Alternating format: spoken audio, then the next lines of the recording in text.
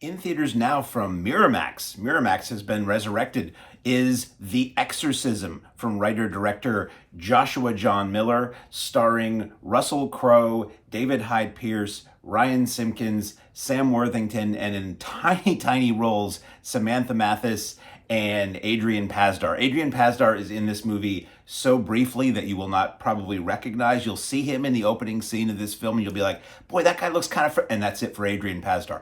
It makes me wonder if this film maybe was re-edited, and some of those people had bigger roles. But anyway, what this film is about is Russell Crowe stars as a troubled actor, former alcoholic, neglectful to his family, somebody who was high on the hog in the Hollywood acting community at one point, and due to his personal turmoil and troubles, hit the skids hard. And he has been cast in this movie that is, they never come out and say that it's a remake of The Exorcist. The film within the film is called The Georgetown Project, but it's really a remake of The Exorcist. It's kind of generally acknowledged that that's what they're doing here.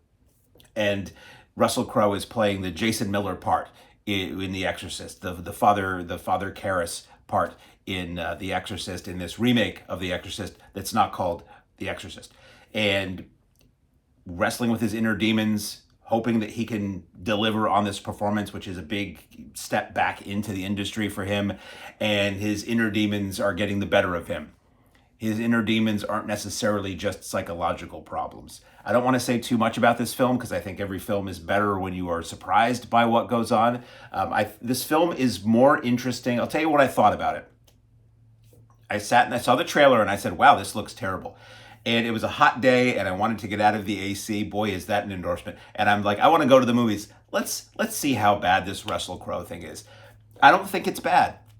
It's funny to see Russell Crowe in another exorcism movie so close after The Pope's Exorcist, which I think was last year, but he doesn't play an exorcist in this. It's not what you would expect. It is psychologically interesting. Performances are good. It's really interesting to see David Hyde Pierce as an older priest in this film and playing it just dead straight. I can't say anything bad about Ryan Simpkins as the daughter. I recently saw her in Edge of Everything on video. She's very good. Everybody in it is good. Adam Goldberg as the director is very good. It's interesting. When it's trying to be a horror movie, I think it works better as a personal human drama than it does a horror movie. When it's trying to be a horror movie, it relies on what I call everything I hate about modern horror, where it's, flickering lights and mostly in the dark and loud noises and jump scares. And to me, that's just cheats. Whatever. That's just silly to me.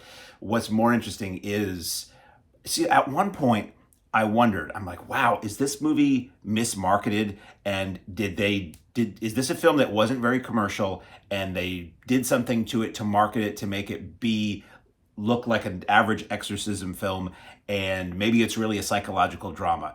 Maybe there's no supernatural element to this. Maybe this literally is about a guy trying to exorcise his own personal demons, which the movie is, but it does go into the supernatural territory. But at one point I'm like, wow, does this movie have the guts to not do that? And we're going to get just like a straight serious drama? We sort of do and we sort of don't. What's interesting to me, I just found out, is that the director of this film, Joshua John Miller, is the son of Jason Miller from The Exorcist.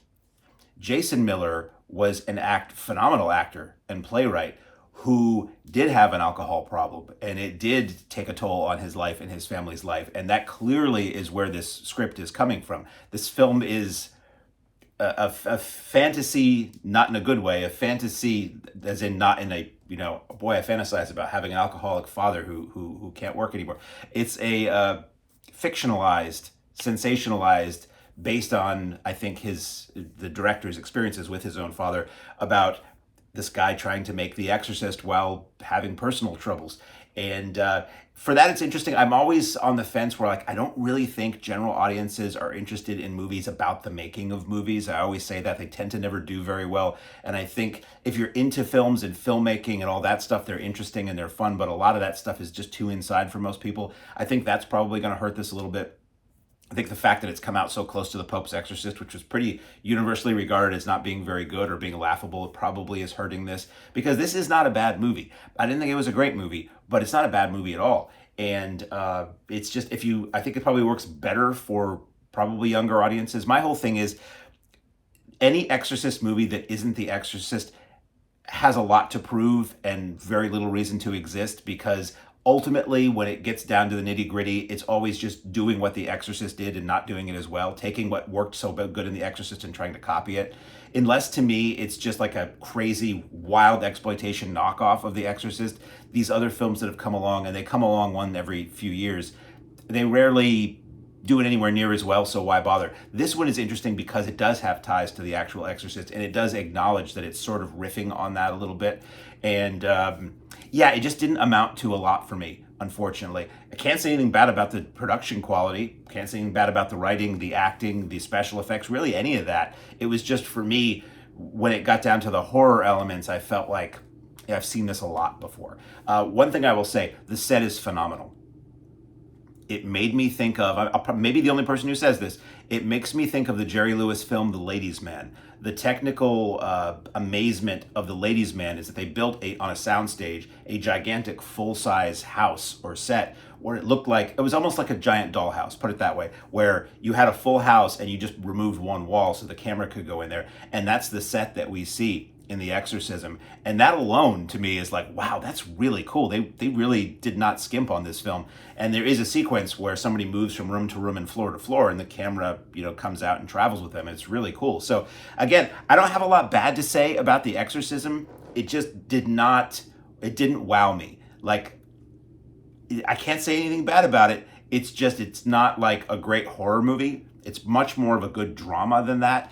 And I don't know, your mileage may vary. Let me know what you think. In theaters now from Miramax, interesting to see Miramax resurrected, is The Exorcism.